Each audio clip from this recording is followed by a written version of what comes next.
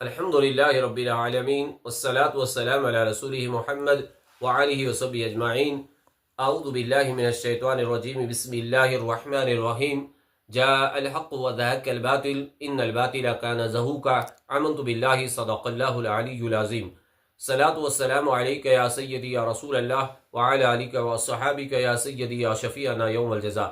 معزز سامعین و ناظرین، آج ہم پھر سے ایک بار آپ کے سامنے آ چکے ہیں، اور وہ اس وجہ سے کہ آپ دیکھ رہے ہیں کہ آئے روز فیضان ریاض نامی شخص سوشل میڈیا پر قسم قسم کی گفتگو کرتا ہے، تو آج پھر سے اس نے ایک کروٹ بدلی ہے اور ایک طرح کی گفتگو کی ہے۔ آپ پہلے سنیں کہ فیضان ریاض کیا کہتا ہے، پھر ہم کچھ تبصرہ کرتے ہیں۔ آپ جو یہ کچھ کہتے ہیں مناظرہ کرنا ہے، اس سے مناظرہ، بھائی میں کیا تمہارے لیے یہاں پہ مناظرہ کرنے آیا ہوں؟ میں تمہارے ساتھ مناظرہ کرنے آیا ہوں یہاں پہ، تبھی میں ادھر اس فیس بک پہ آیا تمہیں ویڈیو، میں تمہیں ننگا کرنے کے لیے فیس بک پر آیا ہوں، میں تمہارے پیٹ سے یہ حرام چیزیں باہر نکالنے کے لیے اس فیس بک پر آیا ہوں، نہ کہ مناظرہ کرنے۔ اور تم سے میں مناظرہ کروں، تم قبر پرستوں سے میں مناظرہ کروں جن کو قرآن۔ آپ نے دیکھا، پہلی بات یہ ہے کہ یہ کہتا ہے کہ مجھے کچھ لوگ کہتے ہیں کہ آپ سے ہم مناظرہ کریں۔ پہلی بات یہ ہے کہ اس کے ساتھ مناظرہ کون کرے گا؟ یہ نرا جاہل ہے، کس نے کہا اس کو مناظرہ کرنا؟ ہم نے اسے کہا کہ جو آپ کہتے ہو اس کا جواب آپ کو دینا پڑے گا۔ مناظرہ جاہل سے نہیں ہوتا ہے، مناظرہ عالم سے ہوتا ہے، اور یہ تو عالم ہے نہیں، ایک بات۔ اور دوسری بات، یہ فیس بک اس کی باتوں سے پتہ چل رہا ہے کہ یہ فیس بک پہ اپنے ویوز اور اپنی امیج کو بڑھانے کے لیے، پیسہ کمانے کے لیے ایسا سب کچھ کر رہا ہے۔ ہمیں تو دوسرے سورسز سے بھی پتہ چلا، اور ہم نے لوکل سورسز سے بھی پتہ کرایا کہ یہ بندہ کیسا ہے اور یہ کیا کام کرتا ہے، اس کے رجحانات کیا ہیں، اس کے کام کیا ہیں، وہ سب ہمیں پتہ ہے۔ تو بہرحال یہ صرف پیسہ کمانے کے چکر میں ایسا کہہ رہا ہے۔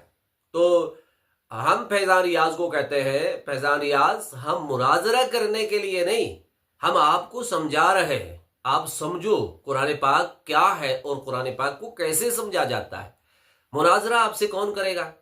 ہاں، اگر ہمت ہے، اگر چاہتا ہے فیضان ریاض کی میں مناظرہ کروں کسی کے ساتھ، تو پھر تیار ہیں ہم عقائد اہل سنت کا دفاع کرنے کے لیے تیار ہیں۔ ہم آپ جیسے لوگوں کے ساتھ مناظرہ کیا کریں؟ وہ ہے نا، امام غزالی رحمۃ اللہ علیہ کے ساتھ ایک واقعہ منسوب ہے، وہی مثال ہے فیضان ریاض کی۔ امام غزالی رحمۃ اللہ علیہ نے ایک واقعہ کہیں نقل کیا ہے اور کہا ہے، فرمایا کہ ایک جگہ ایک گدھا اور ایک گھوڑا تھا۔ گدھا اور گھوڑا آپس میں مباحثہ کرنے لگے۔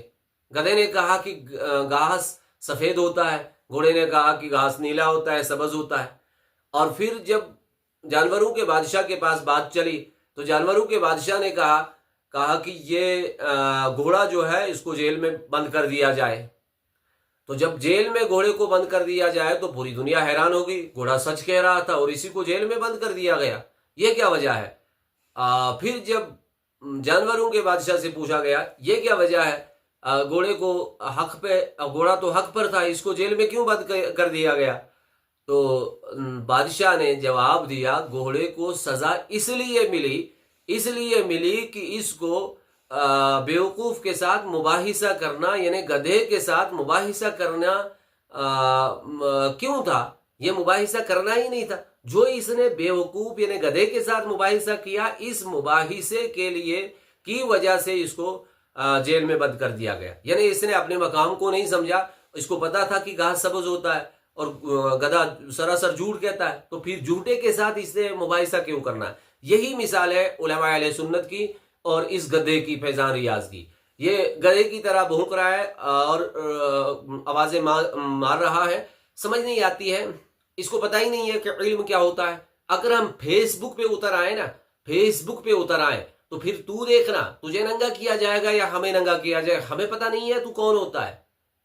ہمیں آپ کے پورے کرتوتوں کا پتہ ہے، آپ کے پورے حالات کا پتہ ہے، لہذا خاموشی سے یہ علماء اہل سنت کے خلاف جو بھونکتا ہے، یہ بھونکنا بند کر۔ اگر یہ بھونکنا تو نے بند نہیں کیا تو یاد رکھنا تجھے پورا منہ توڑ جواب دیا جائے گا، اور اس کے لیے علماء اہل سنت تیار ہیں، بالکل تیار ہیں اور متحد ہو چکے ہیں۔